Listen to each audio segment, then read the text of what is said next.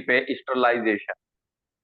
आप जानते हैं स्टरलाइजेशन का मतलब होता है डिसइंफेक्टेंट करना, यानी कि इन्फेक्शन से उन चीजों को जिनको सर्जरी के दौरान हम इस्तेमाल करते हैं उनको डिसइंफेक्टेंट, यानी कि उनको किसी भी तरह के इन्फेक्शन से पाक को साफ कर देना।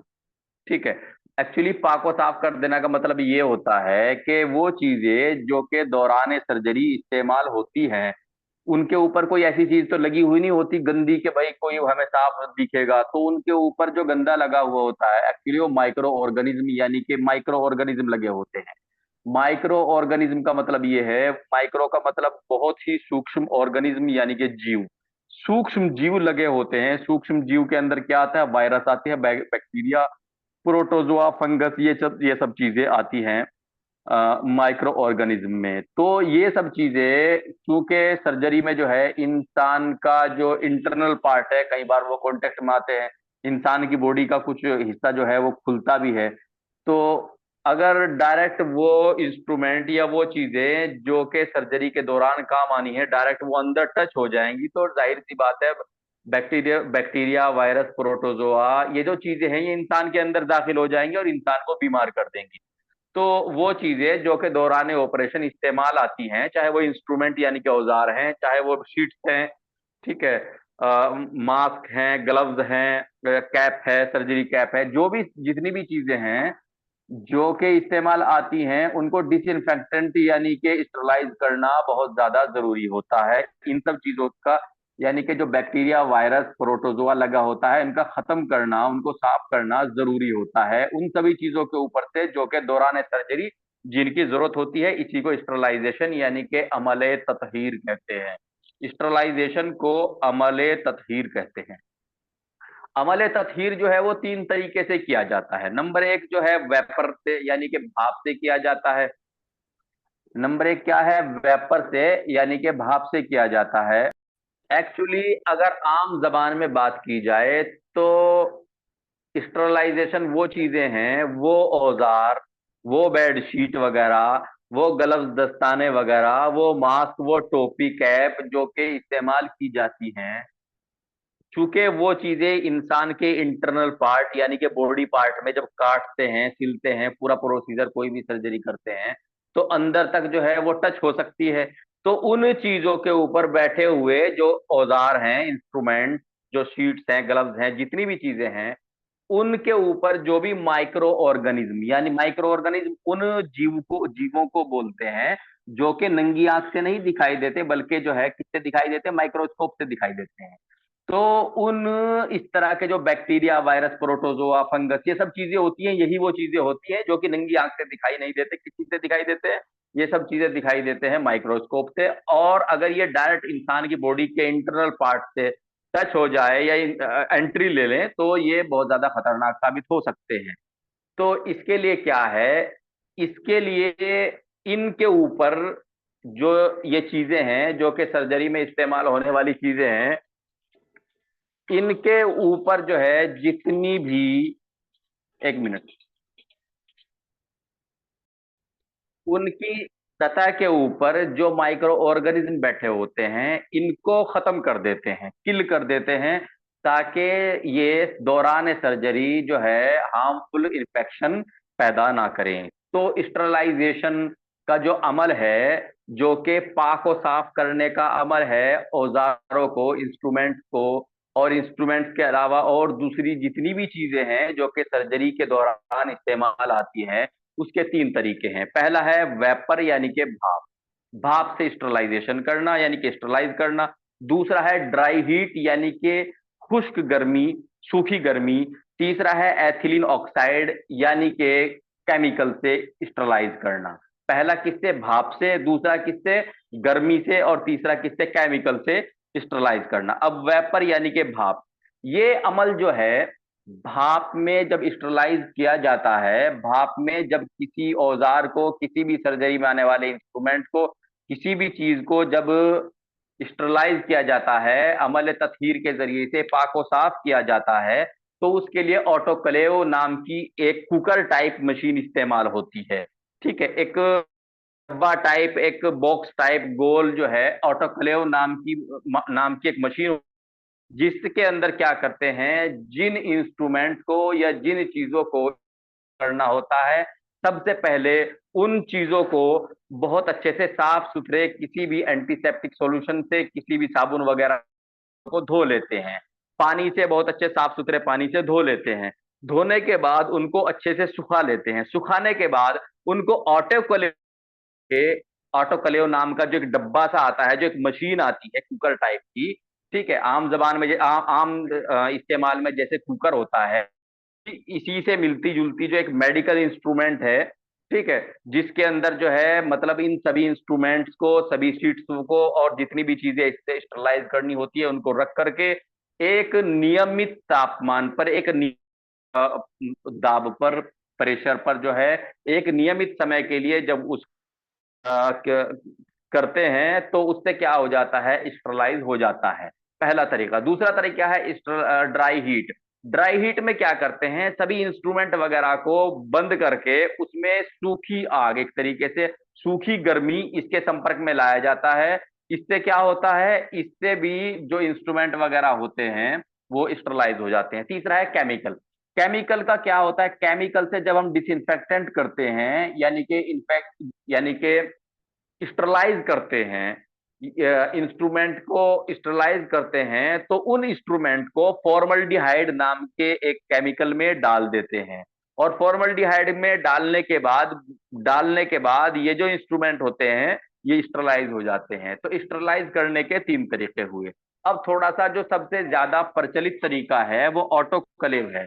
ठीक है, ऑटोक्लेव क्या होता है, ऑटोक्लेव एक कुकर की तरह की मेडिकल इक्विपमेंट है, मतलब मेडिकल मशीन है।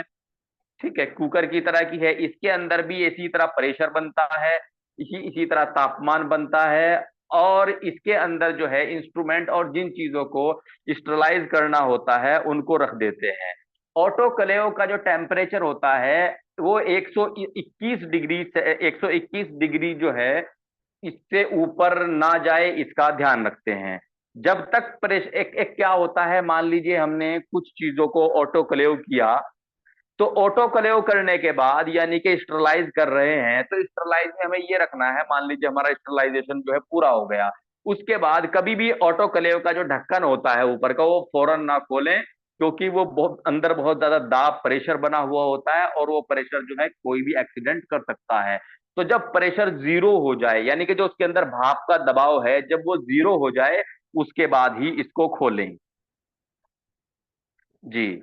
ऑटोक्लेव से क्या होता है, फिर वही बात, ऑटोक्लेव से टेम्परेचर से स्टरलाइज किया जाता है। इस अमल में बैक्टीरिया, वायरस, प्रोटोजोआ, फंगस और जितने भी माइक्रो ऑर्गेनिज्म होते हैं, यानी कि माइक्रोस्कोप से दिखने वाले जितने भी हार्मफुल ऑर्गेनिज्म, जीव होते हैं, वो खत्म हो जाते हैं, समाप्त हो जाते हैं।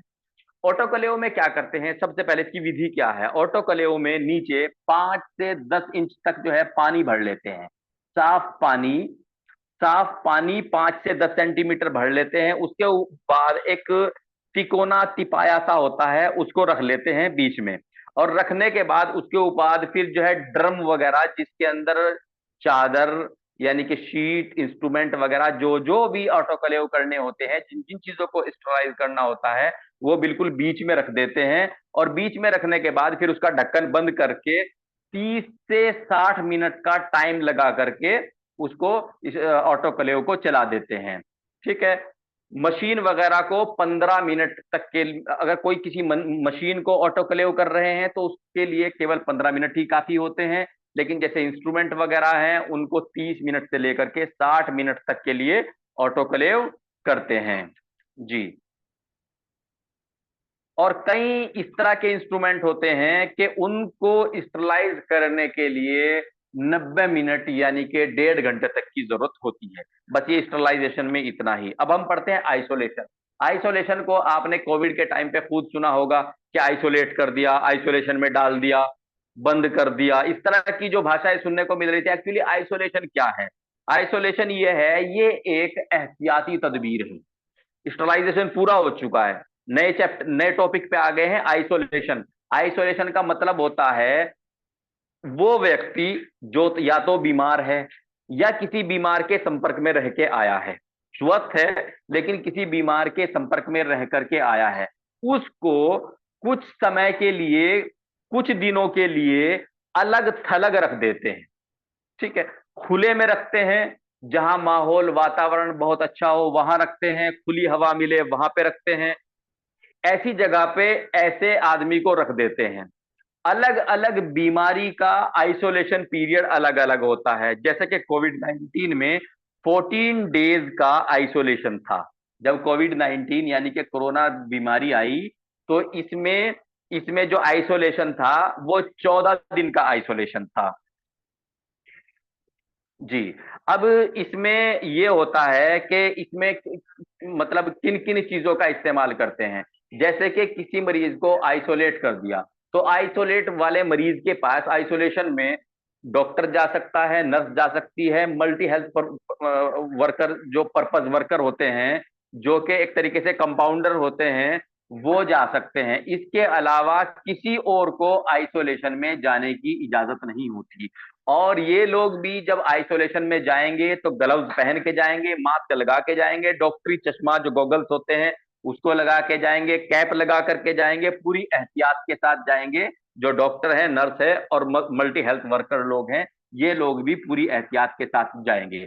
कई बीमारियां ऐसी होती हैं जो कि रेस्पायरेशन से यानी कि सांस लगने वाली बीमारियां होती हैं, जो कि सांस से यानी कि ड्रॉपलेट इन्फेक्शन, ड्रॉपलेट इन्फेक्शन यानी कि छींक से लगने वाली बीमारियां जो होती हैं, उसमें ग्लव्स लगाना और मास्क पहनना बहुत ज्यादा जरूरी होता है। अब जो इंपॉर्टेंट पॉइंट है, ये जो आइसोलेशन है, मान लीजिए कोई मरीज है आइसोलेशन में, तो आइसोलेशन जो है इसमें कुछ चीजें बहुत ज्यादा इंपॉर्टेंट होती हैं। इसमें एक तो डॉक्टर, नर्स और MOHW यानी कि हेल्थ और मल्टी हेल्थ जो एक तरीके से कंपाउंडर होते हैं, वही लोग इसमें जा सकते हैं। ऐसा नहीं है कि कोई भी मिलने वाला अंदर जा करके मिल ले।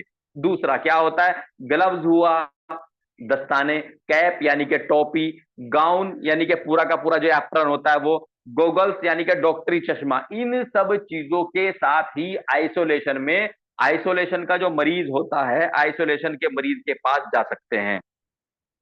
जो आइसोलेशन का मरीज मरीज जो आइसोलेशन सेंटर होता है, क्योंकि वहां एक से ज्यादा मरीज भी भर्ती किए जा सकते हैं, तो ऐसे मरीजों के बीच में जो बेड हैं, उनके बेड के बीच में एक अच्छी दूरी बनाए रखते हैं, ताकि एक दूसरे का इन्फेक्शन एक दूसरे से एक से दूसरे को इन्फेक्शन जो है वो ट्रांसफर ना हो जाए। जी। ऐसे मरीज जो कि आइसोलेशन में भर्ती हैं, उनके ब्लड, उनके बलगम, उनके थूक वगैरह से बहुत ज्यादा एहतियात की जाती है नर्स वगैरह को, जो कि उनके संपर्क में रहते हैं। और कोविड का जो आइसोलेशन है वो 14 डेज होता है। इसके अलावा किसी टाइम पे प्लेग वगैरह जो महामारी थी, उनका भी आइसोलेशन हुआ करता था। सभी बीमारियों का आइसोलेशन अलग अलग होता है। कोविड का जो आइसोलेशन पीरियड है वो 14 डेज है। जी बच्चों, आज इतना ही, बाकी कल।